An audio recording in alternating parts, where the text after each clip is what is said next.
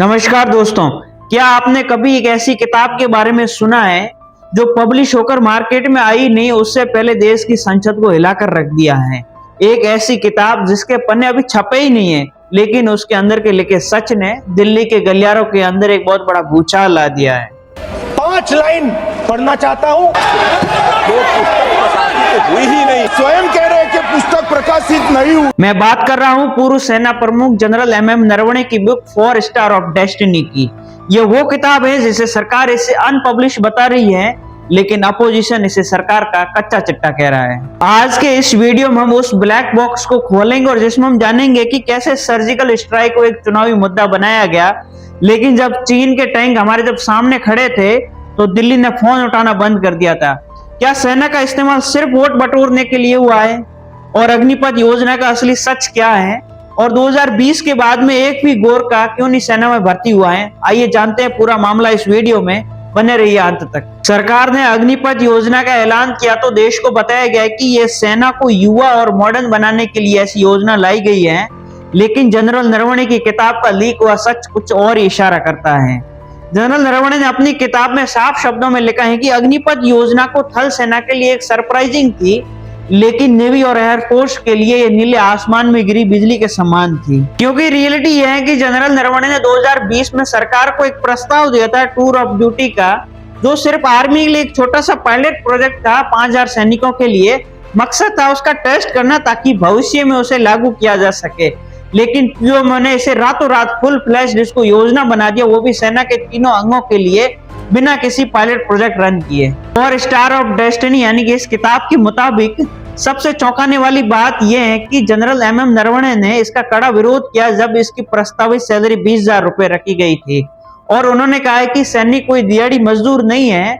तब जाकर इन अग्निवीरों की सैलरी 30 से 40,000 रुपए पर मंथ किया गया। यह दिखाता है कि इस योजना का उद्देश्य सेना का कल्याण नहीं बल्कि राष्ट्रीय खजाना बचाना था। इस अग्निपथ योजना का सबसे खतरनाक असर हमारी सीमाओं के बाहर हुआ है, जिसकी चर्चा कोई नहीं कर रहा है। हम बात कर रहे हैं नेपाल और गोरखा रेजिमेंट की। जनरल नरवणे आगे ये भी लिखते हैं कि ये योजना नेपाल के साथ में हमारे रिश्तों का सबसे बड़ा सेटबैक है, क्योंकि 1947 के समझौते के मुताबिक गोरखा सैनिकों को भारतीय सेना में बराबर हक मिलना चाहिए, लेकिन अग्निपथ योजना में पेंशन नहीं है और 4 साल बाद में रिटायरमेंट है, और इन 4 सालों के दौरान में सैनिकों को शादी करने की भी इजाजत नहीं है। सरकार ये चाहती है कि इन 4 सालों में शादी सैनिक नहीं करें, ताकि अगर कोई सैनिक वीर गति प्राप्त हो जाए तो उनको अलग से कोई कंपनसेशन नहीं देना पड़े। इस वजह से 2020 के बाद में भारतीय सेना में एक भी नेपाली गोरखा रिक्रूट नहीं हुआ है। हमारी गोरखा रेजिमेंट जो दुनिया भर में अपनी बहादुरी के लिए मशहूर है, लेकिन आज वही धीरे धीरे खोखली हो रही है रेजिमेंट, और लगभग 12 से 15,000 सैनिकों की कमी से जूझ रही है। आगे जनरल नरवणे ये भी लिखते हैं कि अगर भारत ने गोरखा सैनिकों को उचित सम्मान और सेना में स्थायी जगह नहीं दी गई तो उस खाली जगह को चाइना भर लेगा। सोचिए जरा कि जो गोरखा कल सिर्फ भारत के लिए लड़ते थे, अगर वे चीन की तरफ चले गए तो भारत के लिए कितनी बड़ी रणनीतिक हार होगी। इसलिए सबसे बड़ा सवाल उठता है कि ये मुद्दा या ये फैसला देश हित में लिया गया या सिर्फ और सिर्फ चुनावी फायदे के लिए ऐसा किया गया। अब बात करते हैं 31 अगस्त 2020 की मिडनाइट लद्दाख की रेचिनला चोटियों की। स्थिति बेतनावपूर्ण थी। चीनी टैंक भारतीय चौकियों के एकदम करीब यानी कि महज 500 मीटर दूर थे, और ये स्थिति 1962 के बाद में सबसे गंभीर स्थिति थी। उस वक्त आर्मी चीफ MM नरवणे ने दिल्ली में फोन लगाया, राजनाथ सिंह समेत तमाम बड़े नेताओं से सवाल किया कि क्या हमें इस वक्त फायर कर देना चाहिए। इस किताब के अकॉर्डिंग उन्हें जवाब मिला कि जो उचित समझे वो करे। जनरल नरवणे इस बुक में इसे हॉट पोटैटो का नाम देते हैं, यानी कि एक ऐसा गर्म आलू जो खाना तो हर कोई चाहता है, लेकिन हाथ में लेकर उसे पकड़ना कोई नहीं चाहता है। यानी कि सरकार जिम्मेदारी लेने से पल्ला झाड़ लिया था।